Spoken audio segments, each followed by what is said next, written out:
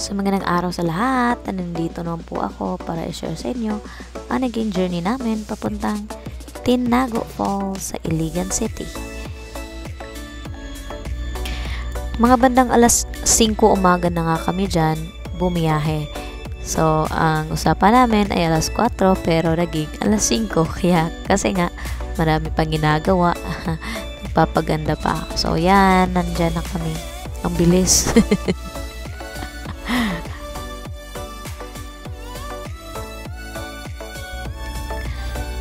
So, ang naging biyahe namin dyan ay siguro mga 3 oras kasi nag-start kaming bumiyahe ng alas 5 umaga at nakarating kami doon ng mga alas 8 siguro yun. Yun, mga ganong oras. Kasi nag-stop over pa kami para kumain ng almusal. So, ayan, nandyan na kami. So, may entrance nga dyan na 30 pesos per head. At yung bata naman ay walang entrance fee. Free po siya. At may environmental fee na tag 5 each. So, 5 kami. So, 25.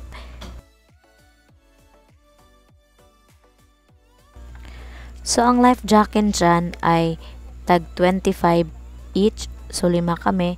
So, yung nabayaran namin ay 125. At yung parking fee ay 50 pesos at para sa cottage or table ay 100 pesos. So sa loob ay maraming mga cottages, depende na sa anong klase ng cottage ang kukunin nyo. So siguro pag mas maganda-ganda yung cottage nyo at mas malaki ay mas malaki din ang inyong mababayaran. So yan, kumuha lang kami dyan ng cottage na tag 100 pesos. So yan. At first, napakaganda ng feeling na ikaw ay pababa pa. Kasi nga, feeling mo ay, first time kasi namin na pumunta dyan. Ako, first time kong pumunta dyan. Pero yung mga kapatid ko, si Kuya at yung kapatid ko na si Marimel ay hindi niya first time na pumunta dyan. So, kami ni Mama at ako ay first time na pumunta dyan. So, nai-imagine ko nga yung Napo Falls kasi ganito rin yung dadaanan pag ikaw ay papunta sa falls, pero hindi ganito kaganda yung daanan niya kasi may hagdanan at saka may hawakan pa. So siguro pag na-improve yung Napo Falls dito sa Pagadian City sa Manga ay dadayuhin rin ng mga turista. So ayan, maganda-ganda ang panahon kasi nga hindi siya mainit, medyo makulimlim ang langit. So, hindi siya mainit at napakaraming kahoy dyan. So, dahan-dahan lang kami kasi nga madulas yung hagdanan. So, ayan, nandyan na kami sa falls. Naririnig ko na ang falls. Naririnig ko na ang tunog ng tubig. So, ito yung cottage na kinuha namin. Yan yung tag 100 pesos. So, napakaganda ng tanawin. Nakaka-relax talaga.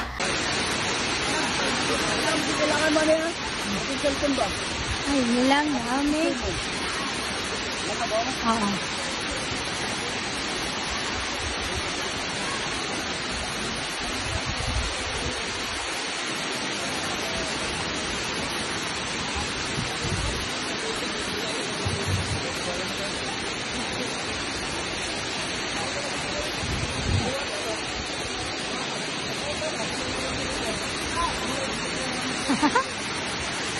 Pwede mo upol?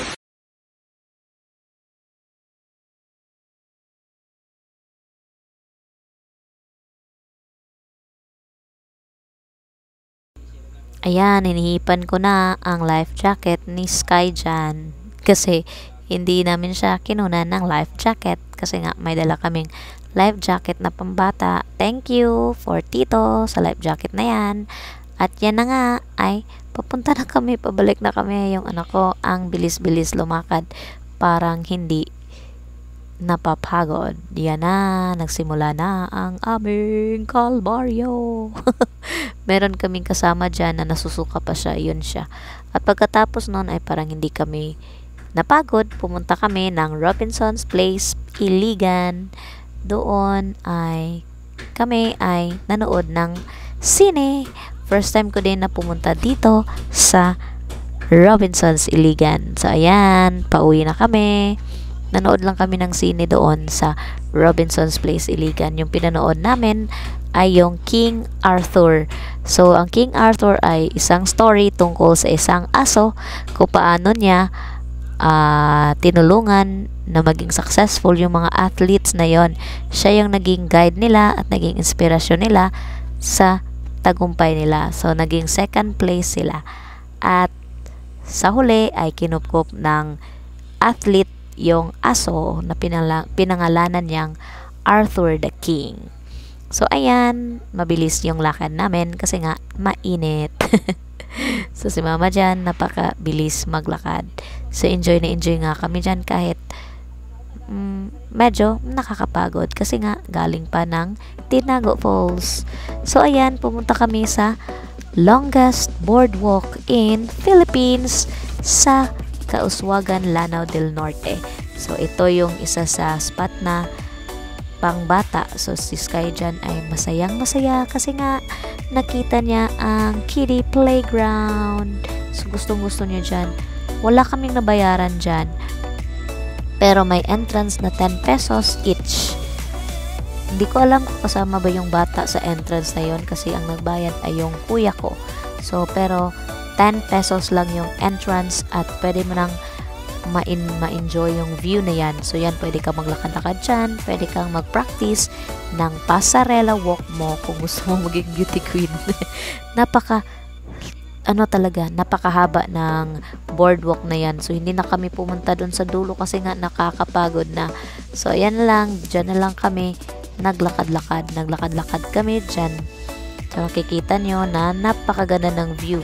Mga bandang alas 4 na yan ng hapon at medyo mainit-init pa. Pero, ito na yung good timing. Ito yung good time para maglakad-lakad dito sa boardwalk ng Kauswagan, Lanao del Norte. So, yan. Masayang-masaya kami dyan. Meron din nga palang mga rides para siyang carnival. Merong mga rides para siyang amusement park. So, pwede kang sumakay ng mga Ferris wheel, meron ding carousel. Pero sa time na yan ay parang wala pang masyadong customer kasi nga medyo maaga pa at medyo mainit pa. So, yan. Pero marami ng mga tao na pumupunta dyan. So, ayan. Ito yung train. At pauwi na kami. Thank you for watching. Hanggang sa muli. God bless. Thank you sa free travel.